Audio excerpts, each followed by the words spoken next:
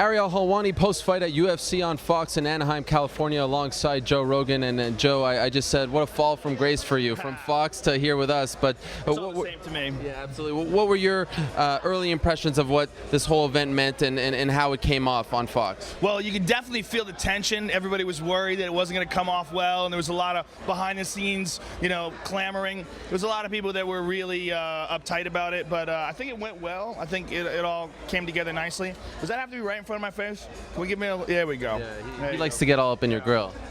That's a little ridiculous. Yeah, I'm sorry. But it was a great event. The overall fights were great. I thought it would have been nice if they had showed the Guida Henderson fight as well. That would have been a really good introduction to mixed martial arts for people who hadn't seen it before. But, the main event was really a perfect result for Junior Dos Santos, exactly what he wanted to do. Connect, land, hurt him bad, and finish him off. And that's what his game plan was. That's what he did. I was surprised that Cain Velasquez didn't try to either take him down or force him immediately into some sort of a grappling contest, force him to work hard and tire him out. But who knows what the game plan was. There was a lot of rumblings about Cain Velasquez having a knee sprain, that he got shot with cortisone before the fight. So who knows if that played a part in it, Everyone in Cain's camp was denying that, but I'm wondering if you found out any more information if that was in fact true. Oh, it is true. Yeah, it is true. Yeah, I mean, I'm sure they denied it before the fact, but I know for a fact it's true. So when you were watching him, did you get the sense that this wasn't the Cain Velasquez who beat Brock Lesnar 13 months ago? Well, first of all, he's not fighting Brock Lesnar. Second of all, he had a shoulder surgery that took him out for over a year, right? I mean, when was the last time he fought? October of last year. Yeah, so there's that, and then on top of that, if there was this knee issue, and he came in at 249 pounds, which is heavy for him. I believe he's usually around 240-ish, somewhere around that. He looked a little soft, so it could be that he has had issues training. It could be, shoulder surgeries are very difficult. The joint is an unusual joint. It moves all sorts of different directions, and it's notoriously hard to repair 100%. So who knows if that was good? I mean, who knows what issues he had, and who knows if Junior Dos Santos would have done that to a perfectly in shape, perfectly healthy Cain anyway. Junior, if he hits him with that punch any time in Cain's life, Cain's going to be in big trouble. It doesn't matter if he's in great shape or not. It's the punch that landed.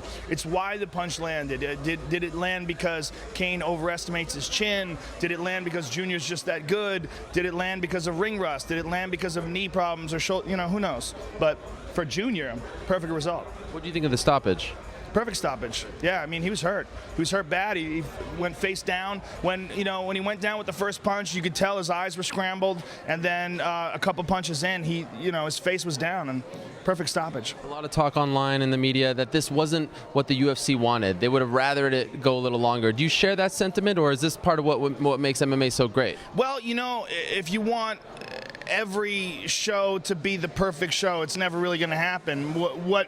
What mixed martial arts is unpredictable, and this sort of showcased that tonight. It wasn't the best result in terms of getting the most viewers to watch. If there was some crazy 4-round war where eventually one man, overcame the other one and he had to come through adversity to get there, then maybe that would have brought more viewers. But I think ultimately mixed martial arts is pretty much unstoppable. It's just too exciting, it's too good, and it doesn't matter if 1,000 less or 100,000 less people tune in to the next one because of tonight.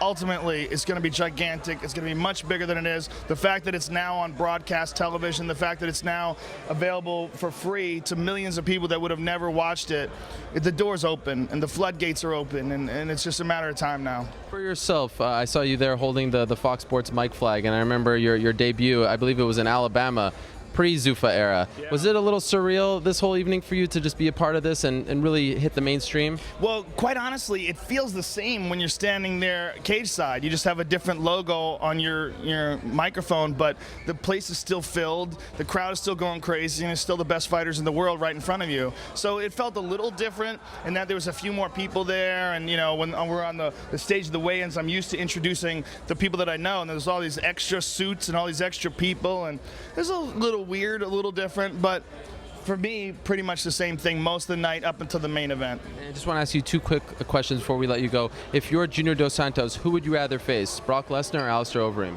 That's a very good question. I don't either one of them are a tough matchup. You know, they both present very different challenges. For Alistair, you know, of course, Alistair is one of the best strikers, if not the most decorated striker in mixed martial arts. K1 Grand Prix champion, and his ground game is no joke either. You know, he submitted Vitor Belfort at a Pride fight. He won the Abu Dhabi European trials. He's a legit, scary contender dude. You know, I mean, he might be the best in the world. We have to find out. We have to see if he beats Brock, and then we have to see if he does get past Brock, what happens when he fights Junior Dos Santos.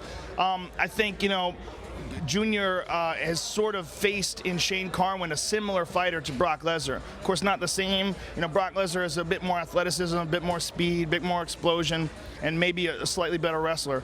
But you know, Junior's a tough matchup for anybody. If they have to stand up with him, and if he can keep the fight on the feet, he's got massive confidence in his hands. And you saw tonight, he can knock out a guy who has never tasted defeat before. And you've got a lot going on in your career. Fear Factor is back. Yeah, Give us crazy. the plug. Where can people and when can people start watching that again? December 12th, NBC, Fear Factor's back. It's ridiculous. Crazy. Yeah, we're going to try to do a UFC Fear Factor too. Everybody's down. So, Really? yeah, maybe next season if it gets picked up for a second season. With Dana and those guys, or maybe just fighters? No, Imagine no. Dana, Lorenzo, and Frank as the guys. I would never have them eat animals. That would be rude. Yeah, that would be But fighters want to do it. Well, always a pleasure. Thank you so sir. much for Always doing pleasure. this, and congrats on making it to Fox. Thank you very much. Thank you.